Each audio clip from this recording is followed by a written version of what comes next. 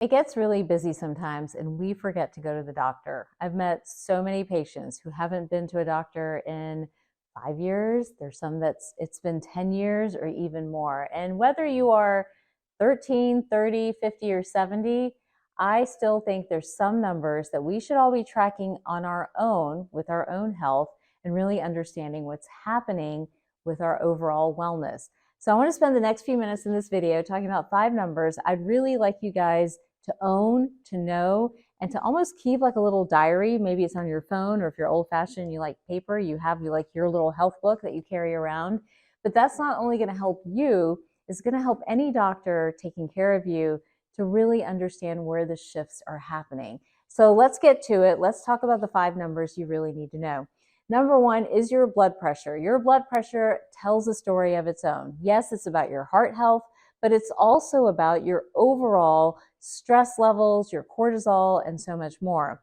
Ideally, you want that blood pressure to be somewhere around 110 over about 70 to 80, but more importantly, you need to know your normal. So for example, somebody like me, normal blood pressure is about 100 over 60, sometimes 100 over 70. So when I'm going up into the 120s, while that is technically normal, it's not normal for me.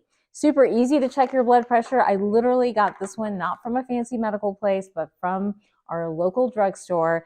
And again, people will start to debate what's the best way to check it. Do I use, an automated cuff? Do I use a wrist? At the end of the day, just be consistent.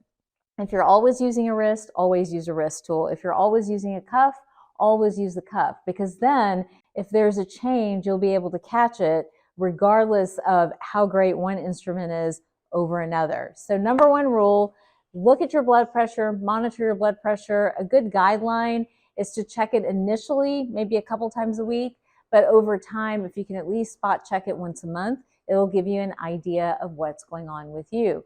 Some of the symptoms of high blood pressure to be aware of are going to be things like ringing in the ears, having headaches, changes in your vision, being more anxious or angry or feeling tight.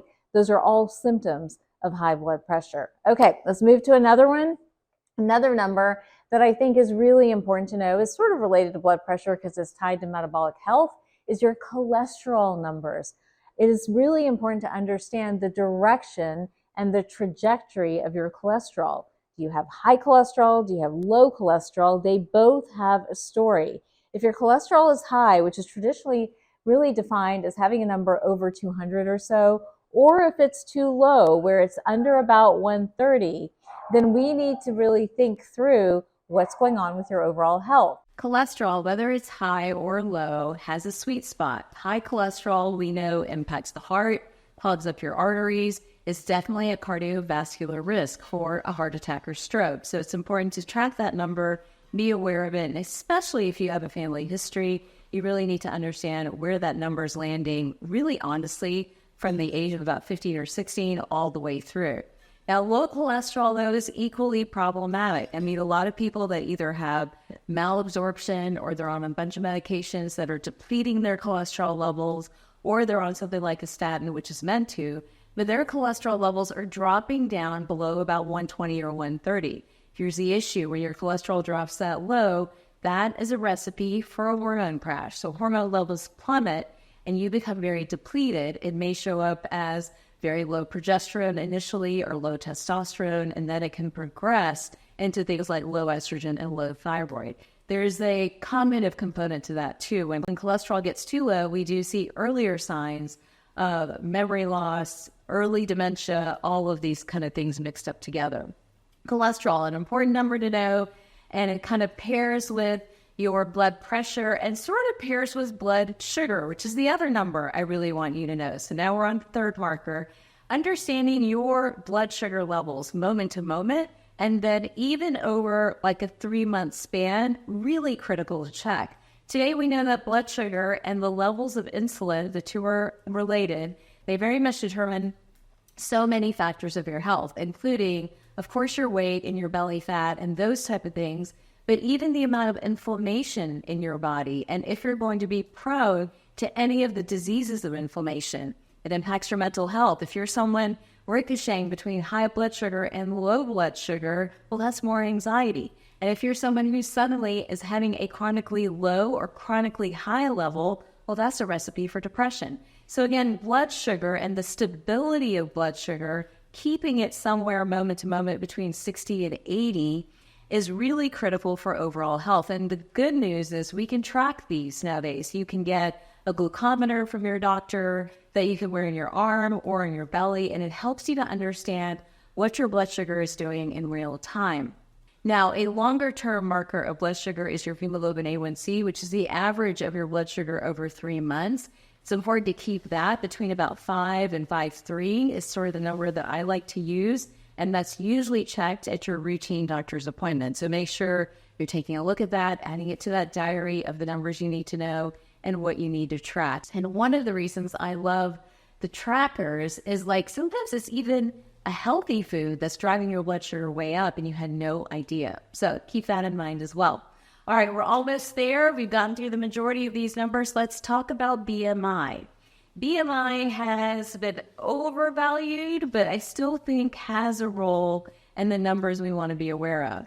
The reason we pay attention to BMI is a rough indication of where your weight is in proportion to your height. The problem with the number is that there are different cultural norms for that, right? You have some people that are shorter and carry weight in a different way, and others that are super tall and super lanky. So just relying on BMI can fool you in either direction. You may think somebody with a higher BMI is actually overweight or having a lot of metabolic issues. Well, you might think that somebody with a low BMI is not at risk for fatty liver or any of the other heart-related issues. So really important to put it in its proper cultural context and in the context of some of these other numbers as well. The usual recommended BMI is to stay under 25 or so. Over 25, you're considered overweight, and over 30, you're obese. BMI is a really helpful tool, but again, shouldn't be looked at as a singular number. You want to look at it in the context of all the other numbers that are out there.